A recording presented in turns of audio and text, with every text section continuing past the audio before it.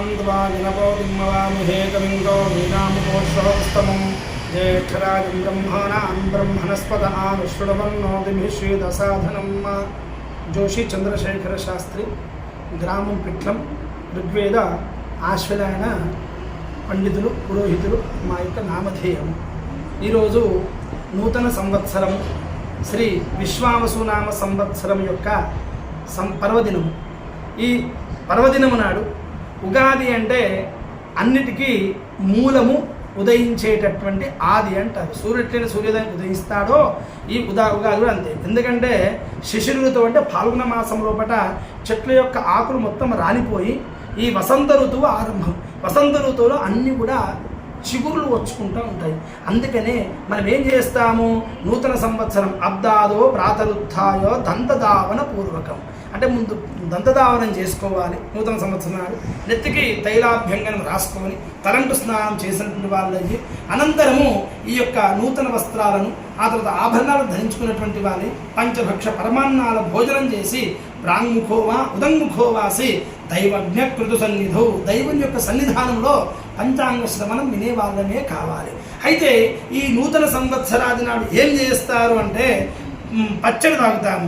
ఈ పచ్చడి ఎందుకు తాగుతాము అంటే అంటే హింగు, ఆ తర్వాత మన మరీచి హింగులవన అజామేతరకరై త్రింద్రిణీం మేళనీం కృత్వా భక్షయేత్ రోగనాశనం అంటారు. అంటే ఈ కొత్త సంవత్సరం నాడు ఎవరైతే ఈ యొక్క వేప పువ్వును, ఆ తర్వాత కొత్త చింతపండును, ఆ తర్వాత మామిడికాయ, ఆ తర్వాత ఈ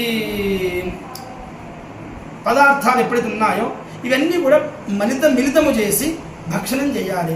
ఎవరైతే వర్షాదో నింబ కుసుమం అంటే వర్షంలో కాలం నాడు అంటే కొత్త సంవత్సరాలు ఎవరైతే ఈ పచ్చడి తాగుతారో తద్వర్షం సౌఖ్యదాయకం అంటారు. ఆ సంవత్సరం సౌఖ్యంగా అంటే సుఖంగా ఉంటుంది.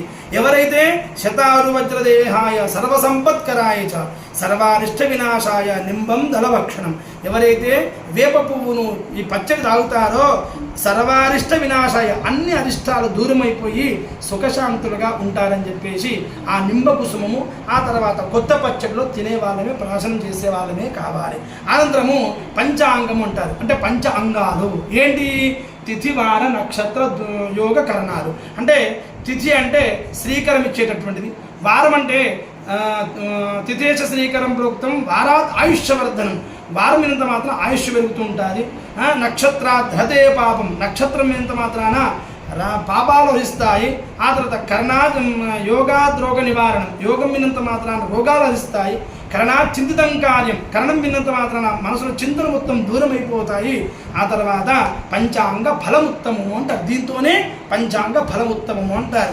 అందుకనే ఈ యొక్క కొత్త సంవత్సరం నాడు ఎట్లుండాలి, అందరం కూడా మంచి మనస్సుతో ఉన్నటువంటి వాళ్ళకి ఆరోగ్యం సవితాతనూతు భవతాం ఇంద్రు యశో నిర్మలం భూతిం భూమి సుతాం శతమయాం ప్రజ్ఞాం గురోర్గౌరవం కావ్య కోమల వాంగ్ విలాసముద్రం మందస్మితాం సర్వదాం రాహోర్బాహుబలం విరోధశమనం కేతుఃకులస్యోన్నతం. అంటే ఈ నూతన సంవత్సరం నాడు సూర్యుడు ఆరోగ్యకారకుడు కాబట్టి అందరికీ ఆరోగ్యం ఇవ్వాలి.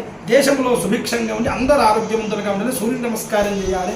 చంద్రుని యొక్క అనుగ్రహంతో మంచి కీర్తి ఉన్నటువంటి వాళ్ళం కావాలి. కుజుని యొక్క అనుగ్రహంతో అందరూ ఐశ్వర్యవంతులము కావాలి.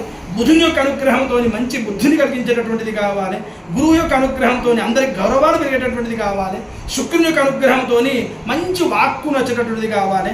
శని యొక్క అనుగ్రహంతో అందరూ ఆనందంగా ఉండేటువంటి వాళ్ళు కావాలి. రాహు అనుగ్రహంతో బాహుబలాలతో బలంగా ఉన్నటువంటి వాళ్ళం కావాలి. కేతు కులస్యోన్నతం కేతు అనుగ్రహంతో అందరం కూడా కులాన్ని అభివృద్ధం చేసుకుంటూ దేశాన్ని సుభిక్షంగా ఉంచుకుంటూ రాజ్యాన్ని ఆనందంగా గడిపే వాళ్ళమే కావాలి. అందుకని అందరికీ కూడా ఆదిత్యాది నవగ్రహాల అనుగ్రహం ఉన్నటువంటి వాళ్ళకి అందరూ ఆయుర ఆరోగ్యాలతోని అష్ట ఐశ్వర్యాలతో భోగ భాగ్యాలతోని ఆ యొక్క కులదేవత అయినటువంటి లక్ష్మీ వెంకటేశ్వర స్వామి, గోంగులాంబాదేవి, ఆంజనేయ స్వామి, రామచంద్ర ప్రభుత్వం యొక్క అనుగ్రహంతో అందరూ కూడా శాంతిగా సుఖంగా సౌఖ్యంగా ఉండాలని చెప్పుకుంటూ ఆ పంచాంగ శ్రవణానికి వారికి విరామమిస్తున్నాను. జగదంబే భవాని మాతాకి జై.